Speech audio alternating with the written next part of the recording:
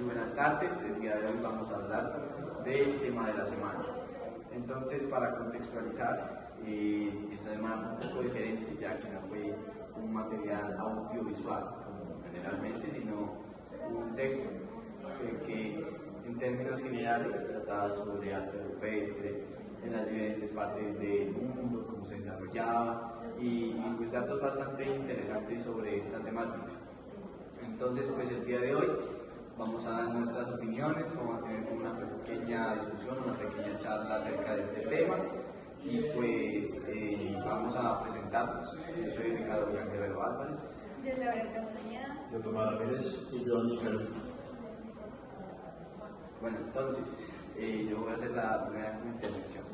Pues a mí me parece muy interesante este tema, ya que el arte rupestre ilustra y nos da como información de cómo era el estilo de vida, las observaciones que hacían nuestros antepasados, porque si nos damos cuenta son como eventos del día a día, eventos diarios, los cuales pues se han perdurado hasta hoy en día por la manera en que lo plasmaron, la manera en que lo tallaron. Entonces me parece algo bastante curioso. Además, el hecho de que no es el mismo, por ejemplo, en países asiáticos, en países europeos, en africanos, cambia el arte rupestre. Entonces es muy curioso cómo desde esa época, desde esos tiempos, ya se ven como unas diferencias, unas como incongruencias y tal entre los diferentes estilos. Pero eso es algo bueno, y incluso también cabe resaltar que aunque hay esas diferencias, que hay esas características que permiten diferenciar los estilos artísticos, también hay unos puntos en común entre este arte rupestre.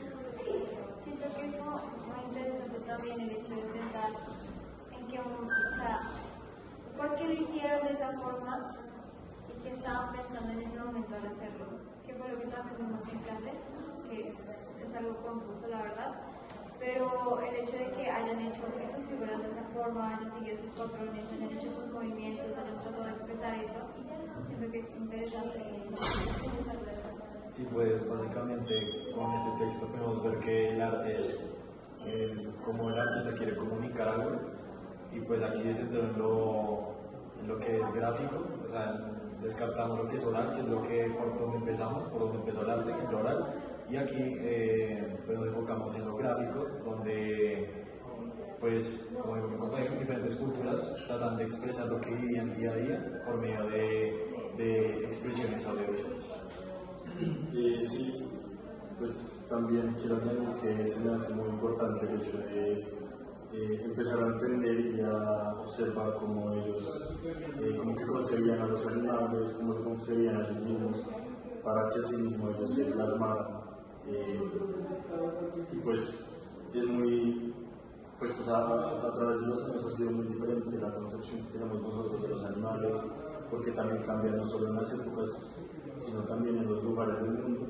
Pues como el compañero decía, no es lo mismo en África que acá en América o en Europa o en Asia, y eso mismo es como lo que ellos nos quieren representar, como que se transforma mucho en lo que ellos como que conciben y como que ellos interiorizan de los animales y de ellos mismos y de como todos los contextos que conlleva eso para poder así plasmarlos y pues poder de una manera muy buena.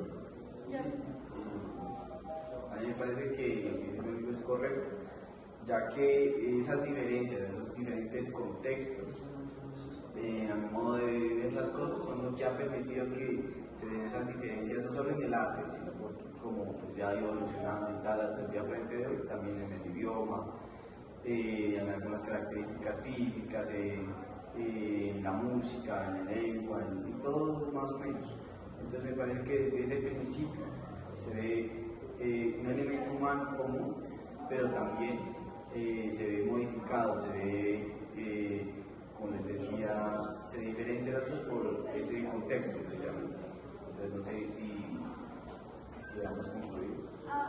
Yo les quería preguntar porque el texto se iba como en una dirección que está relacionada con el Homo sapiens y cómo nos comunicamos y porque somos diferentes a los animales. o en general pues, todas las cosas que nos rodean. Entonces, ¿ustedes qué creen que nos diferencia en ese momento, después de las clases y después del texto, como de los animales? Pues yo creo que, o sea, principalmente es importante empezar por lo que hablamos en clase, lo que Fabio nos dijo, y es con la metáfora de la línea, como que, o sea, nosotros tenemos como el conocimiento de que nosotros estamos en, y que nosotros somos pues seres humanos y estamos puestos para muchas cosas, pero primero que en vez de actuar y hacer cosas al pasar la vida, como que al principio lo que pensamos los seres humanos es pensar en nosotros y ser conscientes de nosotros mismos, que eso es lo que pues en clase concluimos que no pasa tanto, o no pasa en algunos animales, sino en todos, y eso es como que lo más importante cuando se empieza a diferenciar eso. Y pues, sí, básicamente yo pienso que lo que más diferencia es que los animales, pues, cuando se intentan comunicar, lo hacen con su propio cuerpo, en cambio nosotros, como lo muestra el texto, buscamos diferentes formas para comunicarnos gráficamente, como se puede ver desde el principio con los africanos hasta hoy en día con el cine, con el teatro, con las cosas que nosotros podemos ver y expresar. Siento que entonces lo que nos diferencia es el lenguaje, tal vez. Entonces, para concluir, creo que sería que una de las cosas importantes que nos diferencian es el lenguaje con respecto a nuestro contexto. Y también es interesante también ver las diferentes perspectivas de otras personas en otros momentos, en otras épocas y en otros lugares. Es completamente diferente al momento en el que nos encontramos.